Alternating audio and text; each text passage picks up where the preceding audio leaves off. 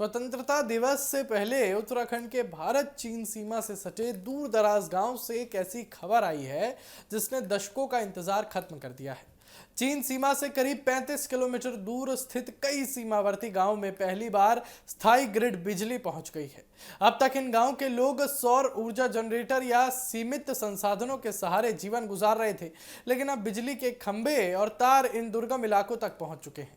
ये कदम सिर्फ विकास की दिशा में नहीं बल्कि सीमा क्षेत्रों को मजबूत और आबाद रखने की रणनीति का भी अहम हिस्सा माना जा रहा है। दरअसल उत्तराखंड सरकार और उत्तराखंड पावर कॉरपोरेशन लिमिटेड यानी कि यूपीसीएल ने भारत चीन सीमा से जुड़े दुर्गम इलाकों में बिजली पहुंचाने का बड़ा अभियान शुरू कर दिया है और इस योजना के तहत उन गांवों और सुरक्षा चौकियों को राष्ट्रीय बिजली ग्रिड से जोड़ा जा रहा है जहां आज तक नियमित बिजली की सुविधा नहीं थी।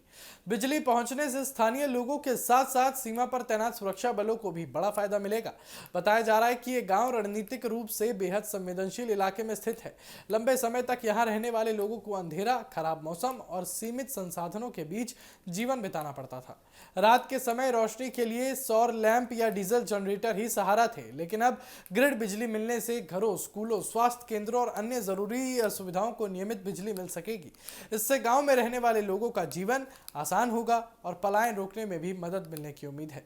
सरकार का कहना है कि यह परियोजना केवल बिजली उपलब्ध कराने तक सीमित नहीं है, बल्कि वाइब्रेंट विलेज कार्यक्रम के तहत सीमावर्ती गांवों को आधुनिक सुविधाओं से जोड़ने की व्यापक योजना का हिस्सा है। सड़क, संचार, बिजली, स्वास्थ्य और शिक्षा जैसी सुविधाएं बेहतर होने से इन गांवों में विकास को नई रफ्तार मिलेगी। सरकार का लक्ष्य है कि सीमा पर बसे गांव सिर्फ आखिरी गांव ना रहे, बल्कि विकास की पहली पंक्ति बने। इस परियोजना का एक बड़ा सुरक्षा पहलू भी है। भारत चीन सीमा पर तैनात आईटीबीपी और अन्य सुरक्षा एजेंसियों की कई चौकियां भी अब ग्रिड बिजली से जुड़ेंगी और अभी तक इन चौकियों में बिजली के लिए मुख्य रूप से सौर ऊर्जा और डीजल जनरेटर का इस्तेमाल किया जाता था, लेकिन खराब मौसम और ईंधन आपूर्ति में दिक्कत आने पर परेशानी बढ़ जाती थी। स्थायी बिजली मिलने से सुरक्षा बलों की कार्यक्षमता और संचार व्यवस्था दोनों मजबूत होंगी। विशेषज्ञों का मानना है कि सीमावर्ती गांव में बुनियादी सुविधाओं का विस्तार राष्ट्रीय सुरक्षा के नजरिए से भी बेहद महत्वपूर्ण है। जब गांव आबाद रहते हैं और वहां लोगों का जीवन बेहतर होता है तो सीमा क्षेत्र अधिक सुरक्षित और सक्रिय बने रहते हैं और यही वजह है कि केंद्र और राज्य सरकार लगातार सड़क, संचार और बिजली जैसी परियोजनाओं पर तेजी से काम कर रही है।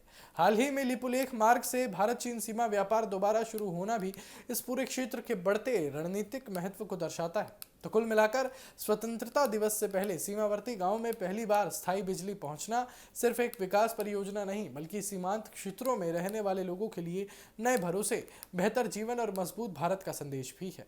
वर्षों से अंधेरे में रहने वाले इन गांव में अब रोशनी के साथ विकास और सुरक्षा की नई उम्मीद भी जग चुकी है।